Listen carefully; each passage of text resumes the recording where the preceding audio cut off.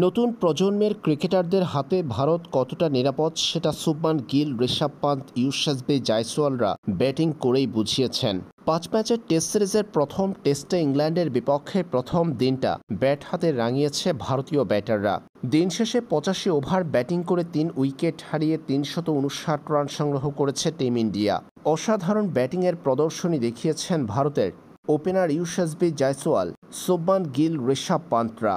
নিজের ক্যারিয়ারের ২০তম ম্যাচে এসে পঞ্চম টেস্ট সেঞ্চুরির দেখা পেয়েছেন ইউসুফজী জায়সওয়াল। অন্যদিকে টেস্টে পেয়েছেন ষষ্ঠ সেঞ্চুরির দেখা। দিন শেষে অপরাজিত ঋষভ পান্ত ৬৫ রান করে। ওপেনিং পজিশনে ব্যাটিংয়ে নামা ইউসুফজী জায়সওয়াল ও রাহুলের ব্যাট থেকে এসেছে ৯১। আউট হওয়ার আগ পর্যন্ত ৪২ রানের ইনিংস খেলেছেন রাহুল। সেঞ্চুরি পূর্ণ করেছেন জায়সওয়াল ১৬-৪-১ ছক্কায়। এদের বিদায়ের পর দলের হাল ধরেছেন শুভমান গিল এবং ঋষভ পান্ত। এদিন গিল ১৭৫ বল মোকাবেলায় খেলেছেন ১২১ রানের অপরাজিত ইনিংস। ১৬-৪-১ ছক্কায় সাজানো ছিল তার ১২১ রানের ইনিংসটি। তার সঙ্গে সঙ্গ দেওয়া ঋষভ পান্তের ব্যাট থেকে এসেছে ৬৫। দিন শেষে অপরাজিত এই দুজন।